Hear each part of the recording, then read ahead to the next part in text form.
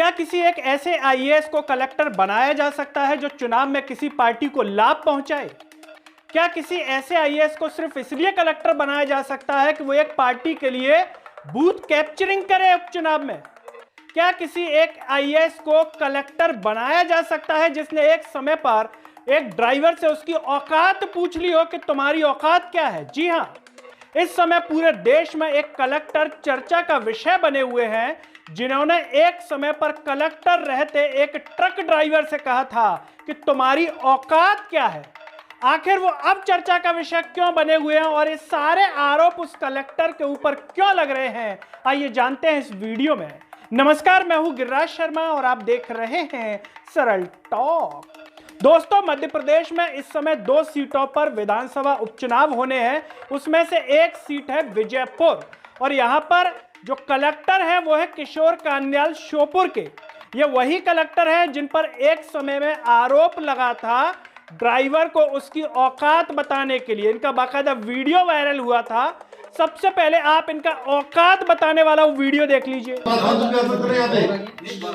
से बोलो, क्या बोल रहे हो? समझ रखो, क्या करोगे तुम? क्या औकात है तुम्हारी? क्या करोगे तुम? मैं इसके लिए माफी चाह रहा हूँ। माफी मांगनी चाहिए तुम्हें। आपने खुद ने क्या औकात है? भाई बोलो है नहीं है, क्या औकात है अपनी? औकात क्या औकात है? अपनी बात को डेवलप तरीके से रखिए। ये तो मैं कह रहा हूँ आपको। आप लोगों की बात, आपने किशोर जी का वो वीडियो देख लिया।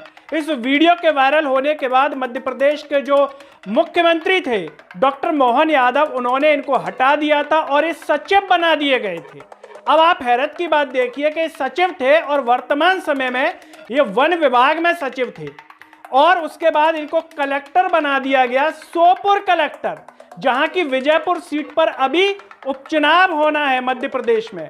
अब कांग्रेस के जो उप नेता प्रतिपक्ष हेमंत कटारे वो आरोप लगा रहे हैं इन कलेक्टर साहब के ऊपर और ये वो कह रहे हैं कि ये वन विभाग में ही सचिव थे और जो बीजेपी से कैंडिडेट है रामनिवास रावत, वो वन मंत्री भी हैं वर्तमान समय में, ये सचिव हैं उसी विभाग में।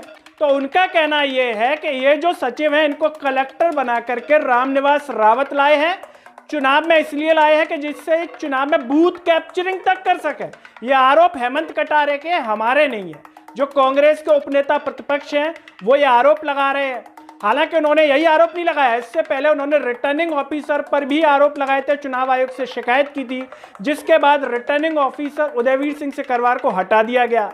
अब चुनाव आयोग से किशोर कन्याल को लेकर के शिकायत की गई है और कहा गया है कि इनको हटा दिया जाए और मध्य प्रदेश की सरकार को अगर इन्हें कलेक्टर बनाने का शौक है इतना ही ज़्यादा तो वो चुनाव के बाद बनवा दें, अभी चुनाव से पहले इनको हटा दिया जाए, जो कि अभी तक नहीं हटे हैं।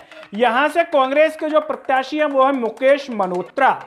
कांग्रेस पूरी एड़ी चोटी का जोर लगा रही है कि मध्य प्रदेश के उपचुनाव में वो दोनों ही सीटों को जीत सके और जनता के बीच में संदेश छोड़ सके कि जो बेईमान थे, जो जनता के साथ धोखा करके दल बदल करके चले गए, उनको जनता सबक सिखा दे विजयपुर वाली सीट पर। और बुधनी को भी वो लेना चाहती है जहां से शिवराज सिंह चौहान जीतते रहे हैं अब तक।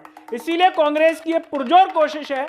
अब किशोर कान्याल को लेकर के दोस्तों सवाल उठ रहे हैं, आपको क्या लगता है, क्या एक आईएएस बिकता होगा या एक आईएएस ईमानदारी से काम करता होगा?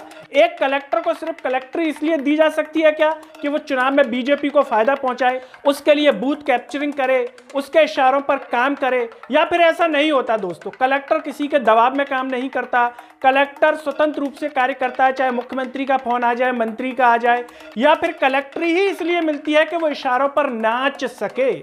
दोस्तों, आपको क्या लगता है कि किशोर कन्याल को हटा देना चाहिए या किशोर कन्याल इस चुनाव में पूरी ईमानदारी के साथ काम करेंगे? दोस्तों, आपको जो भी लगता हो कमेंट बॉक्स में अपनी राय जरूर दीजिए। इस वीडियो को हर जगह शेयर कीजिए, चैनल को सब्सक्राइब कीजिए, साथ ही साथ सरल टॉक के Facebook, Twitter, Telegram, Instagram page को आप जरूर फॉलो कीजिए। अंत में सभी से एक अपील है कि सरल टॉक को ज्वाइन और थैंक्स बटन से भी सपोर्ट कीजिए, जिससे हम और बेहतर कार्य कर सकें। नमस्कार।